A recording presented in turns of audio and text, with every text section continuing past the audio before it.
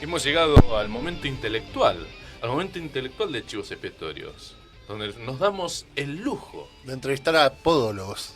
A podólogos y personajes interesantes y que nos pueden brindar personajes o cosas personas nuevas. Porque personajes por lo general queda como que estás quitándole un poco de categoría a la persona con la cual estás hablando.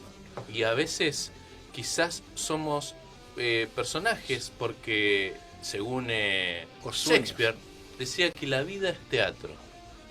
Así que andas a... Bueno, chao, hasta luego. Básicamente estamos con el señor Santiago Rosa. Santiago Rosa, ¿cómo anda? ¿Qué tal, Doc? Muy bien y nosotros saludos. Te podemos presentar, ¿qué tal? Te corté el saludo, no importa. Sí, Usted no importa, es periodista, no sabe importa. que los periodistas interrumpimos a las Sí, personas. señor. Porque vas a decir lo que yo quiero que digas. Como Mirta. Claro que sí. A mí no me molesta que usted interrumpa mientras yo hablo. O sea, ¿te puedo preguntar barbaridades a lo Mirta? Sí, Usted va a Sin presentar la biografía, ¿no? Sí, no la tenemos escrita, así que te voy a inventar cosas en el momento. No? Usted es profesor en medios. Correcto. En el Colegio Don Bosco. Sí, señor. Medios más tendencia audiovisual que la prensa gráfica, aunque entiendo de que no puedes hablar de medios audiovisuales sin hablar de la prensa gráfica. Me corro así en el micrófono para que haya tipo así como distintos niveles de sonido. Total, que se arregle quien esté operando. El sonido va y viene. Va y viene. En esta caravana generamos mágica. efecto doble surround. También es periodista. Escribe para uno de los diarios de la región, concretamente La Mañana Neuquén. También tiene un programa de radio donde aborda distintas cuestiones vinculadas sobre todo a lo paranormal, historias raras, y misterios. Enigmas y misterios, pero también es coleccionista. Sí. Lo tengo que confesar acá. Lo vine a confesar acá. ¿Y no de huesos? No tengo huesos ni animales. No le des ideas porque la compañera me parece que sí. mirá lo que me encontré. Ayer tuve un ultimátum. Un cráneo. Sí, de todo. Y tengo cosas, tengo una no colección de cosas de Star Wars, por ejemplo. O sea, colecciono cualquier tipo de cosas. Tengo solamente un Darth Vader, que ahora lo veo acá sobre la mesa, que me obsequió mi amigo Carlos Ramos, un humorista. Es lo único que tengo de Star Wars, como una marca de no tener más cosas de Star Wars. Porque soy tracker. Solías tener. Ah, claro, sostener. Sí. Claro, es de eso. Soy de esos. Hay una grieta ahí. Es como es una grieta estúpida. La verdad que es una grieta estúpida. Pero es una grieta. La franquicia que dio origen al resto, pero... No, sí. En realidad sí. Pero es una franquicia estúpida, ¿por qué? Porque... ¿Franquicia? No, la grieta. La grieta. La grieta, porque básicamente... si nos ponemos a mirar fino, lo que iniciaron todo esto son H.G. Wells, Julio Verne. Sí, todo señor. Eso, Sí, señor. Peligrosos esos tipos, ¿no? Ese es George Pal, para mencionar otro más, ¿viste? Ese es mi escritor favorito. Una vez Tomás Eloy Martínez hizo en la contratapa de Página 12 una nota donde habló de los escritores ocultos y dice que los intelectuales esconden algunos autores de su preferencia, y Julio Verne es uno de esos. Nadie te dice, yo leo Julio Verne, ¿no? Todos te van a decir, yo leo Foguil, Los Pichiciegos, ¿viste? Se lucen con eso. Pero Murakami. Julio Verne es actual, lo podés volver a leer, a releer, y Sí, se van con un montón tiene de una cosas. escritura un tanto aburrida y pesada para ahora, porque a veces se lo agarraban los libros y eran manuales de biología marina cuando lees 20.000 leguas de viaje submarino. Sí. Por ejemplo, La Isla Misteriosa es un libro de astronomía. Correcto. Tremendo. Sí. Y de anticipación también, porque anticipó el viaje a la Luna, los submarinos atómicos y también la Patagonia con los náufragos del Jonathan. Es como si hubiera estado aquí. Porque dicen, y ya que dijeron que iba a hablar de misterio, porque de eso era el programa, dicen que él pertenecía a una sociedad de escritores llamada los Escritores de la Niebla, Sí, que tenían escuché. acceso digamos, a poder viajar espacio-temporalmente, pero en forma astral. O sea, los viajes astrales... Se ríe Frisán. Dice, no te traje para esto, me dice. No, sí, lealo. Acá hay micrófono.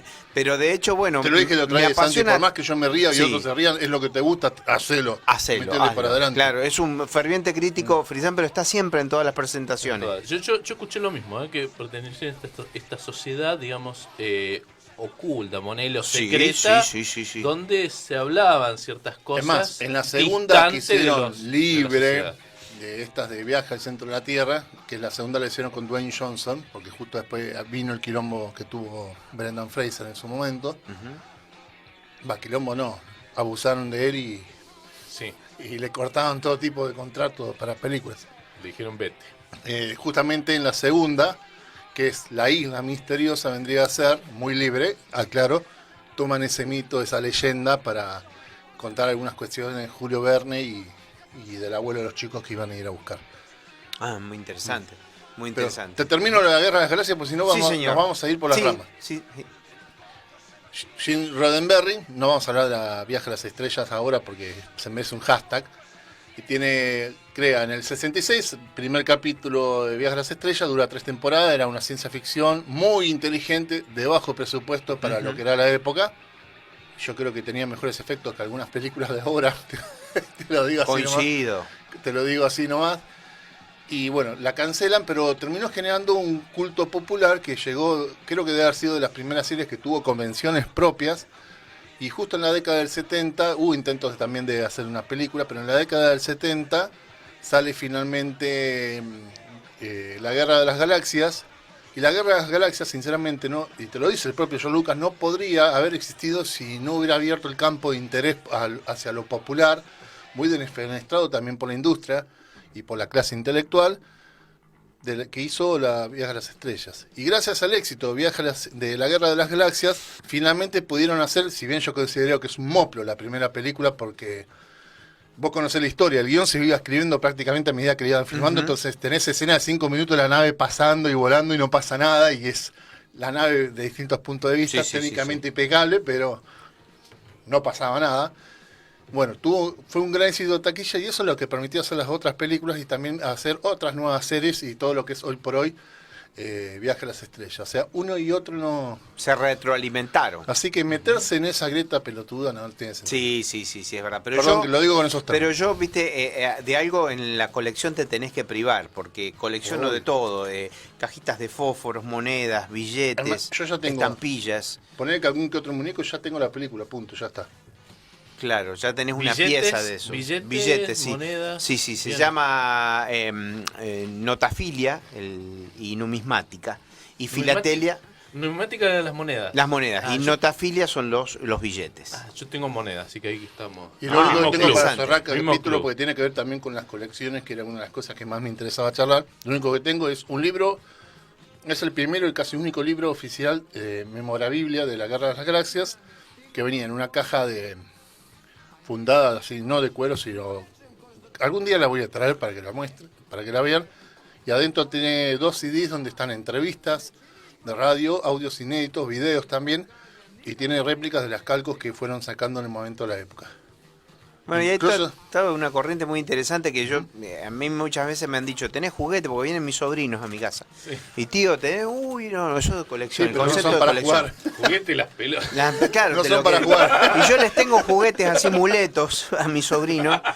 Les tengo juguetes muletos y les enseño a coleccionar, ¿no? Pero nos dicen, ¿pero cómo tenés 50 años? Porque una vez me mató mi sobrino, me dice, ¿eso es tuyo? Me dice. Digo, sí. ¿Y lo usás?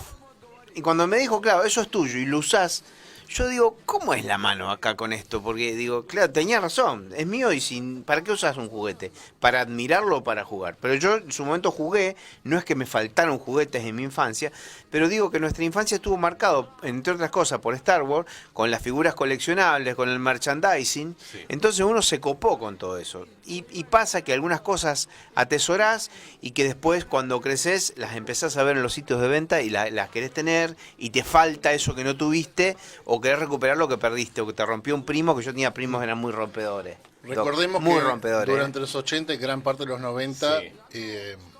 bueno, hoy, Estaba fuerte la onda del sí, coleccionismo, ¿no? hoy es cool ser ñoño, y antes en los 80 era como, vos veías estas cosas, eras candidato firme a ser víctima de bullying, Total. a morir. Total. Y de hecho, fíjate lo que son las cosas, cómo fueron cambiando a medida que fue importante la cuestión del coleccionismo, y por eso también es uno de los temas que vamos a charlar. Viaje a las Estrellas estaba considerada como de baja categoría. Y ahora te contas, ¿por qué? Porque Claro. no tenían una buena colección de juguetes, porque todas las colecciones que habían sacado siempre habían terminado fracasando. Era la novedad y punto. En cambio, Claro. la Guerra de las Galaxias, más allá con todos los cambios que hubo de quienes las hacían, y los muñecos y todo, siempre la pegaron. Y voy a reivindicar algo de la Guerra de las Galaxias, los títeres. el uso de títeres. Ah, claro, sí. ¿No es cierto? Sí. Que ya venían los Muppets, que también somos de esa generación. Ujú. Porque todo el uso de las maquetas mismas, las naves son títeres. Y el titiritero dice un objeto al que se le da vida. ¿no?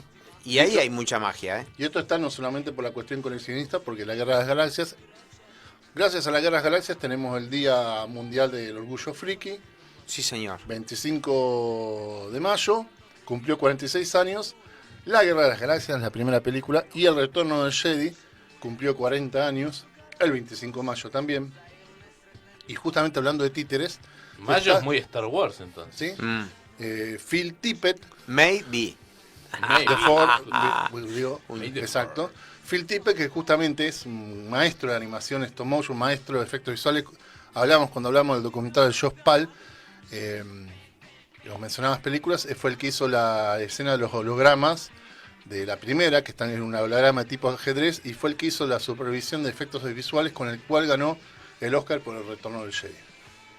No, Fantabuloso. tremendo. Un laburo Fantabuloso. tremendo, tremendo. Y ese chabón es el que está en el documental de este que se está haciendo ahora en Argentina, que cuenta con la colaboración de Axel Kuchevaski y Campanella, Claro. y Guillermo del Toro, que se grabó esta semana, ya una participación, y Andy Muschietti, director argentino de Mama, de It, y bueno, de ahora la nueva de Flash, que hizo la locución y la música, y que bueno, me involucra de algún modo ese trabajo documental. Y discúlpame, los coleccionistas en cierta forma están comunicados entre ustedes, forman grupos, Sí, porque debe sí. haber como intercambio, ¿no? Sí, sí, sí. Intercambio Sí. de cosas, yo tengo tal cosa, vos tenés Y otra. también, sobre todo, en charlar con esto de cómo iniciar una colección, que es también por Claro. fuera de algo temático. Se llama, incluso hay un término que es tradear, que es intercambiar objetos. Claro. Por ejemplo, yo soy coleccionista de los muñequitos de Jack, de los chocolatitos de Jack, de tremendo, Felford, Tremendo. que incluyeron a las figuras de Star Wars, pero de la época de los Titanes en el Ring. Yo soy coleccionista de cosas de los Titanes en el Ring.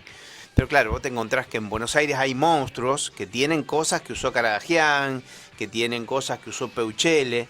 Peuchele en un documental dice, yo no tengo nada porque mis hijos me han sacado todo, dice. Y tenía solamente unas botitas, el ancho Peuchele, ¿no? ¿Pudiste ver Titanes en el Ring en vivo alguna vez? Sí, sí, sí, en el Estadio Provincial de Rosario. Sí, sí, sí. Es algo que no me voy a sacar de la retina ni del corazón. Pero- Y pude entrevistar a algunos de los, ya de grandecitos, ya, a algunos de los titanes que están vivos. Y son personas maravillosas, con historias de vida mucho más interesantes que la historia de los personajes que inventaba Caradagian, ¿eh? Por ejemplo, les cuento una chiquita que está muy buena, cómo nació la historia de la momia negra. El mismo personaje que hace la momia, que se llama Hugo Figueroa, hay todo un problema entre quién es la momia y quién no es, pero el verdadero es Hugo Figueroa y se lo firmo en un papel yo. Y él venía de pelear pasan por un control policial y venía con el traje dado vuelta de la momia y por adentro era de color negro. Entonces cuando el policía pasa de tránsito, le dice, no, los titanes, le pedían autógrafos para los pibes, y le ven, le dice, uy, la momia negra, dijo. Y ahí Martín Caradagian, que era un armenio muy astuto para la plata, dijo, la momia negra, Epa, vamos. la momia negra. Vamos Martín era adentro. terrible. Las memorias de Martín Caradagian, tremendas. Yo lo vi en Bahía Blanca. Esto, vamos a hablar de colecciones, pero vamos a hablar de ñoneada al mismo tiempo. Sí, porque todo señor. tiene que ver con Sí, todo. señor. Yo los vi en Bahía Blanca, a los Titanes del Ring, y fíjate, vi la pelea, que no fue pelea entre David y la momia negra, David que el no Pastor. pelean, sí, se abrazan y bajan abrazados del ring. ¿Y qué estaba pasando en el mundo en ese momento? Estaba la primera intifada en Israel hacia Palestina, en la Franja de Gaza. Entonces ese fue el señal de que los dos pueblos se unían y no peleaban entre ellos, bajaban abrazados del ring como si fueran hermanos. Qué maravilla. Eso después caía Qué en la cuenta maravilla. después, porque yo Eso siempre no lo me acuerdo. sabía. ¿Viste? Eso no lo sabía. Frisán guarda cosas, tiene unos Tiene extra, una memoria, extra, memoria con detalle. huevos de Pascua tiene por todos lados. Yo lo admiro a Frisán, lo voy a reconocer acá en Radio Megafon. Yo lo conocí promocionando toda una serie, los capítulos navideños de He-Man y de She-Ra. Así lo conocí yo. En la radio lo escucho. Digo, ¿y este muchacho? Le hablo a porquería. Soledad Bonet en su momento. Le digo, ¿quién es este muchacho? Digo, porque conocía demasiadas cosas. Doc, te lo confieso, rayando un poco en la envidia, porque el tipo manejaba data que, viste, que a uno... Y se Y que más o menos está conocía. emparentada con la tuya. Sí, sí, Es sí, muy sí, divertido. Estaban sí. ahí. Pero viste cuando vos en la escuela decís, quiero ser amigo de aquel, Claro. viste que Sí, el no que se lleva acuerda los de ese. juguetitos, bueno. Sí. Es Pero muy ya tenía divertido. datos que Ese especial de Navidad es lo más bizarro, lo vi de grande, no hace un poquito, porque yo la tengo, a He-Man la tengo no original porque costaba un fangote en DVD. Y no estaba el especial de Navidad y lo veía la otra vez y empezaba a ver, ¿por qué en Eternia celebran la Navidad si no existía Jesucristo allá? claro. Y todo eso, Empezando porque por unos eso. pibitos del mundo real, animado, pero mundo real, por alguna razón caen en Eternia y lo terminan conmoviendo a Skeletor. Claro. Y Skeletor es bueno, y todos los que veíamos gigante alguna vez queríamos que ganara Skeletor, porque nos daba lástima. Claro, pobre Skeletor. Sí, sí, sí. Aparte se reía siempre, un tipo que se ríe. No, no Tipo puede que se tener tanta ríe, maldad. claro. Él siempre. Eso no. Me río como Skeletor, decíamos nosotros. Si se viene la peli de He-Man o no. ¿Puede ser? No. Uy, que no sea como la... Oh, yo me comí la película. La vimos, ¿qué? ¿Cuál? ¿La vieja? ¿La de los Qué 80? patada. Como dice mi Con Dolph sobrino, Lundgren. en gente. Sí, la de los 80. Qué patada en la entrepierna de la infancia. Sí, esa película, por Dios. con Iván Drago era, ¿no? Sí, Dolph Lundgren.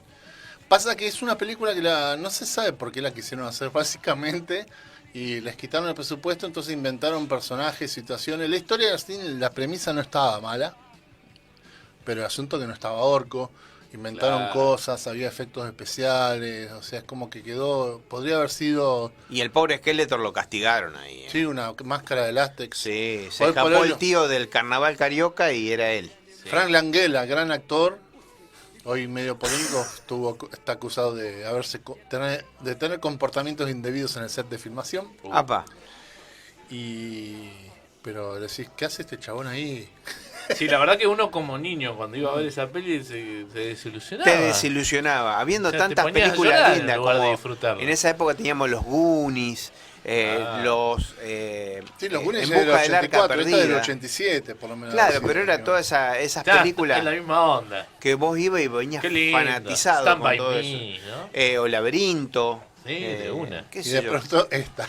Y después Y aparece esta- esta, He-Man. Por Yo me la favor. bajé de grande porque no me acordaba cómo era y dije, no, a la mitad quizá ahora te la vas a comer toda de vuelta y me la vi de castigo. El Queriendo que personaje de mejore. Evelyn estaba, ¿no? Sí. Sí, sí, sí. Tal sí. vez era lo más fiel, si te pones a pensar. Yo creo que sí. Y aparte era muy, muy, muy bonita, muy bonita. Uno se enamoraba de aquellas ¿Y mujeres. Man of Turns? ¿Man of Turns? Man at estaba? Arms, no, me parece que no. No, Hijo, estaba. vos te Me faltaban parece un que montón no. de personajes. Yo Me me parece acuerdo que que no. faltaban. No recuerdo ya. Y los malos, esos que estaban con el Claro, bando malo, Beastman estaban. y Merman. Mira, hay proyecto de hacer una nueva de He-Man, pero es como la película de Thundercats se anuncia casi todos los años. Es lo Pero que, no pasa nada. No, es Nadie quiere poner la billulla. Es Hell Production y hoy por hoy se evalúan los costos en función, bueno, qué presupuesto puede tener, Claro. en función a la taquilla que se puede esperar y ahí Van a evalúan. venir unos loquitos ochentosos nada más a ver esto. Dice. Ah. Y no, guarda. Las nuevas generaciones No, van a pero ver por ahí esto. se- Guarda que prenden. la serie que salió animada de Netflix a muchos neones no les ha gustado, pero particularmente yo la considero una serie muy buena porque es como si fuera una continuación de la serie animada que veíamos en los 80. Recordemos, otra animación, otra Ah. temática, tiene una moralina. ¿Esa salió hace poco? Sí, Kevin Smith es el que estuvo ahí. Y es una continuación y una historia mucho más ayornada, más madura, más como si hubiera crecido también la propia trama, los propios personajes. Entonces hay gente que decía, esto no es He-Man. Entonces, para ver lo mismo, mirate la serie vieja. Bueno, la serie vieja también era, digamos, adelantada a su época porque tenía la ESI, la educación sexual integral, pero en un capítulo te decía, si un pariente te toca y te hace una mirá. caricia que no te gusta, no dudes hablarlo con otro adulto. Mirá. Sí, Y vos decías, ya de grande decías, mirá lo que nos decían cuando éramos chicos. Ya Sí. te enseñaba esta cuestión que, bueno, vos decís, era en los Estados Unidos, pero llegaba acá y nadie se imaginaba lo que era la ESI y no era que no existían esos problemas, pero Yo- ya te advertía. Yo decía bueno, no vas a comparar lo que hoy por hoy sabemos con lo que nos enseñaban, pero muchas de estas neonadas que veíamos, los que éramos blancos candidatos directos al bullying, y hoy por hoy somos lo que somos gracias a eso, Sí, señor. Sí, señor. las formas que tenemos de reaccionar ante cualquier amenaza, Igual, entre comillas. He-Man era re popular. No, sí, pero aún así, una cosa es que sea popular y una cosa es manifestar tu fanatismo con esa cosa, es distinto. Pero muchas de las noniadas, sobre todo en los 80, te enseñaban estas cosas. Mismo Viaje a las Estrellas. Vos lo ves. Hay un capítulo de Viaje a las Estrellas, ¿no? De 66, pero abordaban temas que te hablaba del aborto en la década del 90. Y había que meter eso en el mainstream de la televisión Mire usted. estadounidense. Mismo la Viaje a las Estrellas, el coleccionismo nos dispara esto, hablar de estas cosas, ¿no? Sí. El mismo Viaje a las Estrellas te Para metía que cuestiones vean de que somos más profundos sí, de lo que creen. mensajes en contra de la guerra, pero bien puestos, muy sutiles, cuestiones de género, los peligros de los gobiernos autoritarios, los peligros de las instituciones con demasiado poder, al punto tal que, fíjate, la guionista de la mayoría de todos los capítulos, por no decir la curadora de los guiones, era una mujer, el nombre era DC Fontana, una cosa así, que era una mujer que el propio Gene Roddenberry, el creador, le recomendó ponerse el nombre de hombre, porque si sabía que era mujer, no le iban a pagar lo que le correspondía. Claro. O sea, el chabón dijo, cambiate el nombre, firmá como si fuera un hombre, si te pagan lo que corresponde y queda entre nosotros. Y lo cumplió, o sea... Mira vos, eso no lo sabía, ¿ves? Por eso me junto con Frisán, porque es algo enriquecido. Esas neoneadas, posta, que estas cuestiones, o sea, para mí cosas que, más allá del error y que uno sigue teniendo, por cuestiones que son tan marcadas en la educación que tuvimos que no las vamos a cambiar así de un día para el otro, las venía viendo en este tipo de cuestiones, en esta cuestión en estos ámbitos de coleccionismo también. Hay ámbitos de mierda en el coleccionismo, claro. Santiago, obvio. ¿vos con esto del coleccionismo se juntan, hacen exposiciones? Mirá, yo pertenezco a una rama muy ecléctica del coleccionismo porque colecciono muchas cosas y te diría que por ejemplo, los filatelistas y los numismáticos, que son los que juntamos estampillas y los que juntan monedas, aunque yo tengo monedas, yo me considero filatelista. Y ahí hay una gran brecha y hay diferencias porque los filatelistas suelen ser mucho más exigentes, ¿viste? No es juntar, te miran y te dicen, a ver, ¿vos coleccionás ellos o los juntás? Y vos decís, ¿no es lo mismo? No, pues los tenés que clasificar, saber si le falta un diente, ¿no? Y te preguntan dentro de la filatelia, ¿qué es lo que haces? Bueno, Segunda Guerra Mundial de Italia del 45 para atrás. Wow. Entonces ahí empezás a ser un coleccionista serio. Si vos decís, no, yo colecciono fauna, temático, no te dan más bolilla. Pero sí uno va participando de determinados círculos de coleccionistas. Por ejemplo, yo soy coleccionista de columbas. Esa es mi especialidad, si me preguntás. Las revistas Columbas eran las revistas de Nippur, D'Artagnan, Fantasía, Intervalo, con una serie de autores que eran bastante particulares dentro de la historieta argentina. Y yo me identifico mucho más con ese coleccionismo, es donde más fuerte estoy. Y bueno, se hacen unas batallas porque esas revistas las hacían para dejarlas en el baño y descartarlas. Como pasa con los Tankōbon de manga japonés. Yo las veía, esa revista las veía... historieta japonesa, para manga es el término japonés para historieta. En los 80, principios de los 90, yo siempre las veía en los consultorios médicos, me acuerdo, y ahí mientras esperaba al doctor, yo cuando era chico tuve que ir mucho al médico, y me devoraba las Nippur, claro. Estaba ahí 2 horas, ¿sabes qué? Es que ¿Era popular en esa época o no? Era muy 80. Popular y después se decía la historieta de los milicos y los obreros.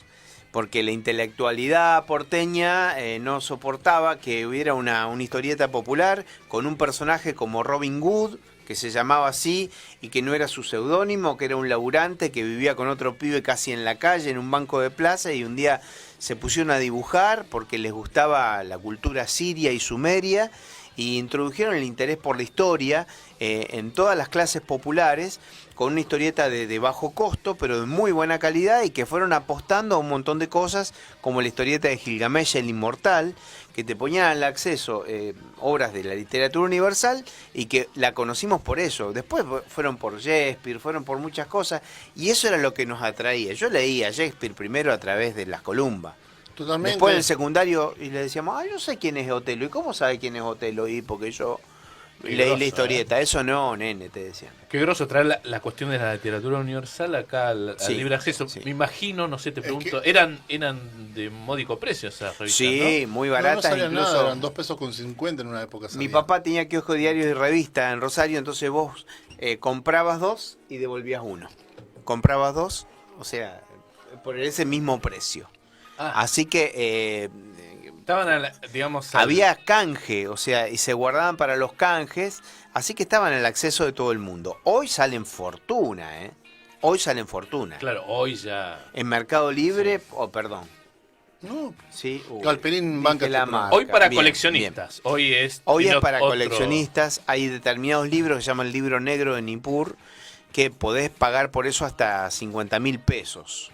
Mire usted. Y no es que vos lo vendés y te ganás 50.000 pesos, sino que no lo conseguís así nomás. ¿Qué es el libro negro de Nippur? El libro negro de Nippur es un anuario que tenía las principales historias, desde la número 1 hasta la 30, suponte, que aunque se relanzó en una edición de lujo, son más de 60 capítulos y tomos, que por supuesto la tengo, pero me faltan algunos, ya la voy a completar. Pero Los coleccionistas también coleccionamos colecciones incompletas, así que está permitido. También. Pero ese tomo negro lo busca todo el mundo porque también era para descarte. Entonces, si vos conseguís algo intacto, que no le falten hojas, y los coleccionistas te lo refriegan por la nariz. Yo te puedo asegurar que se desesperan. Yo lo tengo repetido y veo uno y me desespero, lo quiero comprar. Y uno entra en chiquilinadas, Doc. ¿Sí? Créeme que uno Sí. empieza a soñar con eso y lo quiero tener. Sí, sí, sí. Después está el Todos libro ten- rojo y después está el número 3. Sí. Todos tenemos artículos mira. de colecciones que nos gusta refregar a la gente. Mirá lo que tengo y vos Libro no. Claro, Frisan tiene unas cosas de Mazinger que yo le estoy atrás. Cuando se le vaya la pasión se las voy a pelear, ¿eh? No. Qué lindas cosas. Mazinger, todo ese universo de Sí. historietas y de cómics y de merchandising que uno accede y Pero que... yo tengo más hincha la serie completa nomás. Ah, viste cómo es de refregar, ¿eh? ¿Eh? Es de refregar. Pero la trucha, cara. la conseguí trucha, porque original hay. Pasa también dentro del mundo de coleccionista hay gente que. Coleccionismo y gente que exagera con los precios. Más por la Claro. cuestión de nostalgia, entonces tenés que tener mucho cuidado. Ese es el punto. Es la nostalgia. Pero es nostalgia. Claro. Yo no me meto a los sitios de compro a la noche porque te agarra el bajón y entras y dejás una plata que no por un... Yo saben que me compraron, lo voy a confesar acá. Me mueven a confesarle A cosas, ver. muchachos. A ver. La pieza más valorada de mi colección son los Sea Monkeys. Ah, mire usted. Yo sabía que le iba a llegar el corazón a... Y me lo compré, sí, me lo compré, ¿Cómo ya nos, de cómo grande. nos robaban de pibe con los Ya de Pokémon, grande. por ¿Qué eran Dios? los Sea Monkeys? Sea Eran, Monkeys. significa los monitos marinos. Era como la especie de mascota virtual. Pero Era como un Era real. Tamagotchi, pero eran Reales. reales. Era Pero como- microscópicos. Tamagotchi ochentoso. Eran como unas bacterias microbios deshidratados que le agregaba agua y te cobraban es vida. como si fuera un langostino, pero microscópico, que en algunos lagos de los Estados Unidos, cuando se secaban los lagos salinos, esa criatura como un krill, como lo que comen las ballenas, se autoencapsulaba y quedaba hasta que se volvía a hidratar la laguna en la próxima temporada. Quedaba en una especie de vida latente.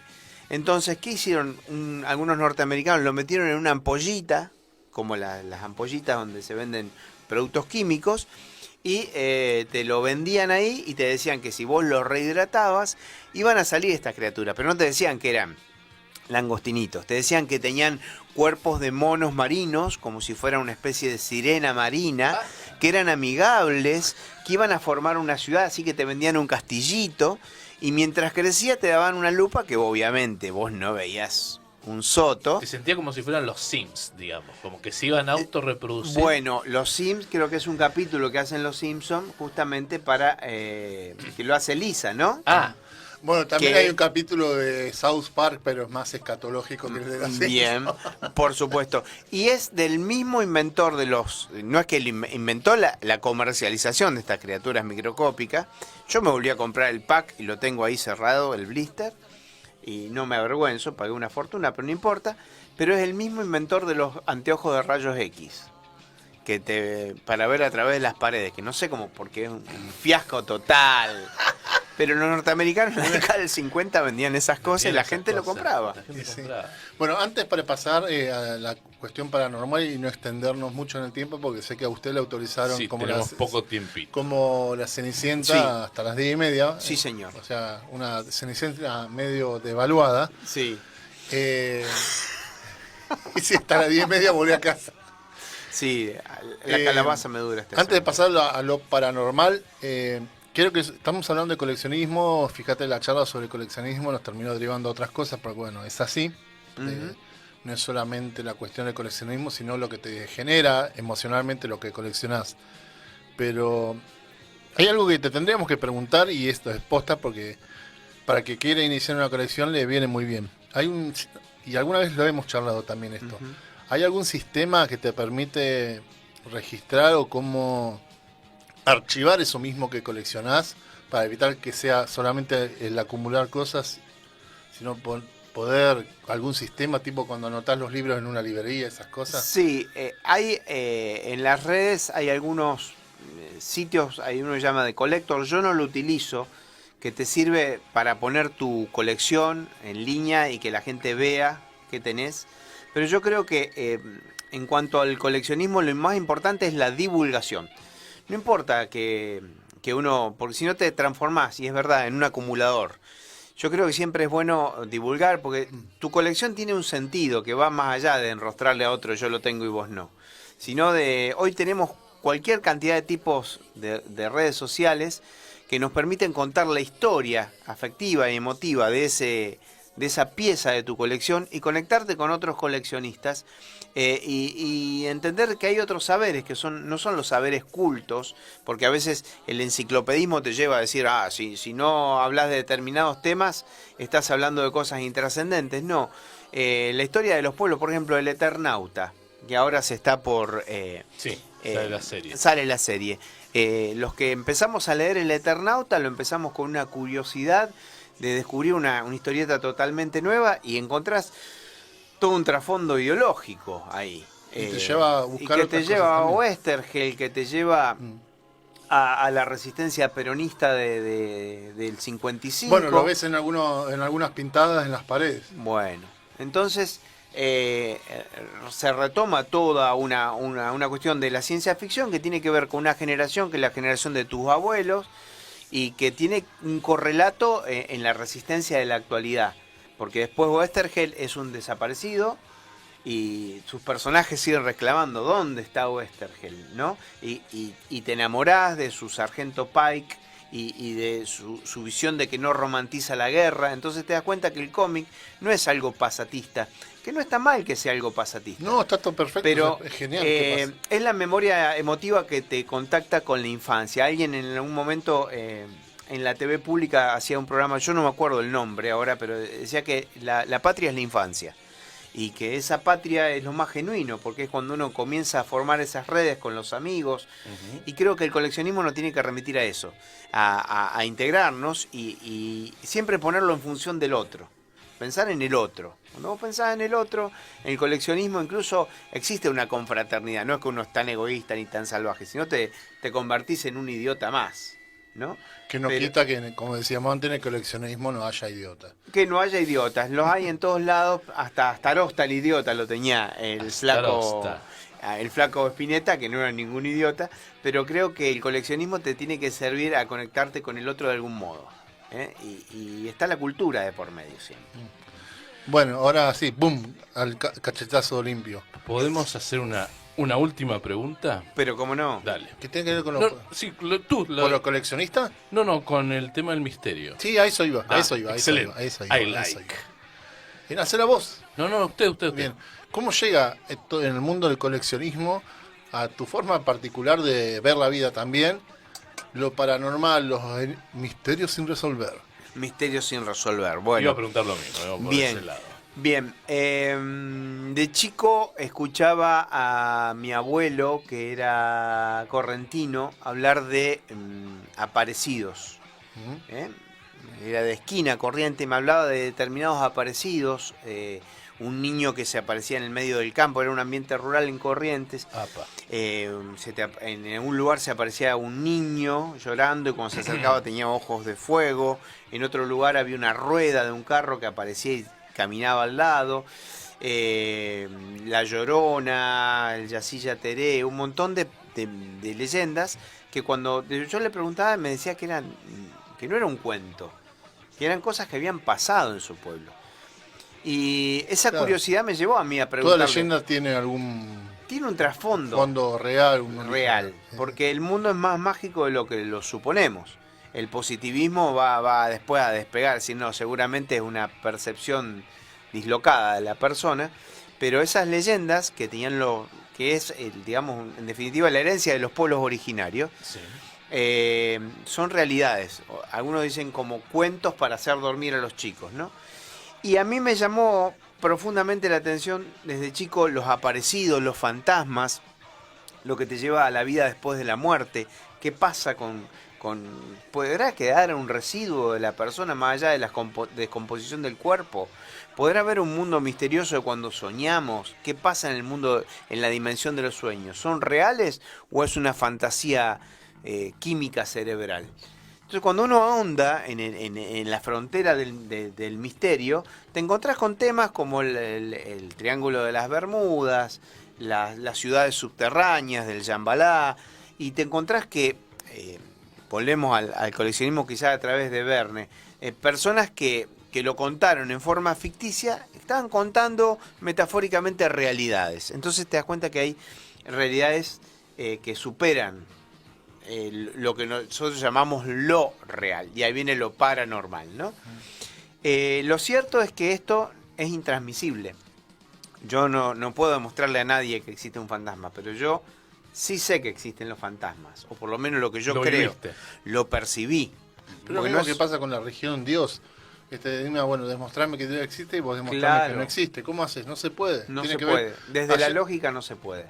Ayer justamente hablábamos con Daniel Fermani, me refiero yo en plural, pero hablamos varios que estuvimos allí en esa charla que dio en el ámbito histrión. Daniel Fermani es dramaturgo y escribió justamente el Quinto Evangelio, que es una visión desde el punto de vista de las mujeres en la última noche de Jesús, en la última cena, básicamente. Y el chabón hizo todo un estudio para escribir eso, de que no nos contó cómo fue que escribió la obra, sino directamente dio la charla de lo que averiguó investigando sobre el rol de las mujeres, incluso cuando es que puntualmente se las empieza a discriminar, que justamente cuando surge la iglesia cristiana y todo eso. Y el tipo dice, acá lo que importa es que la madre siempre decía que él le cuestionaba muchas cuestiones, la madre era muy religiosa, decía, es un dogma de fe, ¿crees o no crees? Punto. Entonces lo que decía el chabón es, hay que respetar. Lo mismo que hablábamos al principio, yo todas estas cosas me río, me causa gracia, claro. Pues soy hombre de ciencia más que hombre de fe, más allá que yo creo que están más emparentados esos dos mundos de lo que uno quiere admitir, de un lado y de otro. Claro. Pero al respeto, si es lo que te decía, crees en eso, punto, listo, ya está. Bueno, Isaac Newton, que es uno de los padres de la física, se consideraba brujo. Claro, porque la diferencia no es entre ciencia Muchos y religión, de estos científicos, sino entre ciencia y cultivaban magia. los dos. Estaban con el tema de la alquimia. Y era un todo gran eso. mago. Isaac Newton era un gran mago. Claro. Un tipo que se clavaba, para experimentar, se clavaba agujas y clavos en la pupila para estudiar las refracciones de la luz. Como vos decís, después el positivismo dijo, esto no, esto sí. Pero la Auguste idea... Comte y otros más. Claro, exactamente. Sí, pero incluso tiene que ver, no lo vamos a debatir del lugar de la ciencia. Podríamos Muchos hacer otro entre chivos hablando de esto. ¿Cómo no? ¿Cómo no? ¿Cómo no? Estás invitado. Hablemos sin saber sería. Hablemos sin saber. Hablemos sin saber. Y no terminamos más. No, pero yo siempre le discutía una vez a un conocido que por suerte ya no es más conocido, que yo le decía que todo es ciencia. Decía, no, nada que ver. Pasa, hay un concepto que hablan de la ciencia que es la bata y el laboratorio y nada más. No, todo es ciencia. Claro. Todo es ciencia. Porque de hecho muchos de los hoy conocimientos científicos que tenemos que son irrefutables, tienen un asidero en alguien que no era precisamente, por ejemplo, bueno, voy a ver lo de la miopía. Tomá, pum, me clavo 30 agujas en el ojo. Que en ese momento lo podían haber acusado de hechicero. Pero gracias a eso que averiguó, vio cómo se comportaba el ojo porque te habías clavado 30 agujas estoy exagerando, ¿no? Sí, en el ojo. Y mirá, acá se puede ver el espectro de la luz, mirá, acá acabo de descubrir. Lo hizo a través de algo... Mismo la medicina. Arthur C. Clarke decía que lo más parecido, que la tecnología actual, si lo trasladamos a la visión de la humanidad es primitiva, decimos, no hay nada más parecido a la magia. O sea, en la actualidad, la tecnología, si vos le dijeras que nos podemos comunicar a través de un aparatito, sería magia. Si lo llevas hace 100 años, hace 100 años es atrás. magia. Bueno, te propongo cerramos acá y podemos continuar. Bueno, quería decir que que te pueden escuchar los sábados. Sí, A las sí, 14 sí, en el U5, ¿no? Gracias por el chivo expiatorio. Tenemos un mensaje. Cualquier chivo. Mágico y real. Mágico y real. Tenemos un El mensaje LU5. de Fabián de Claromecó, muy interesante y apasionante el tema. ¡Vamos! Gracias, qué lindo la gente de Claromecó. Vamos, Claromecó. Bueno, Santiago, estás eternamente invitado. La verdad que da para hablar 500 horas. Así que tenemos que hacer otro entre chivos. ¿Cómo no? Doc, Por favor. Pablo o Don Frisán, como le decimos, la verdad que estoy muy contento. Esta es una nota muy linda. Tiene un lugar hermoso.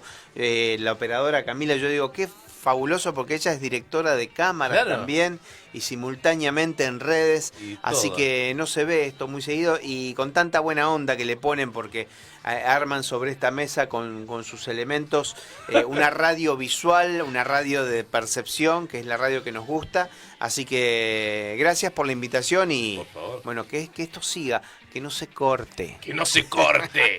Bueno, Santiago, muchas gracias por venir. A ustedes. Y bueno, nos estaremos viendo. Y Cuando viene un hashtag a nadie le importa ahora. Pero vamos a la tanda. Impresionante. ¿Te parece que vamos a la tanda? Sí, por favor, una tanda antes y hashtag a nadie se importa. No se muevan de la sintonía de Radio Megafon.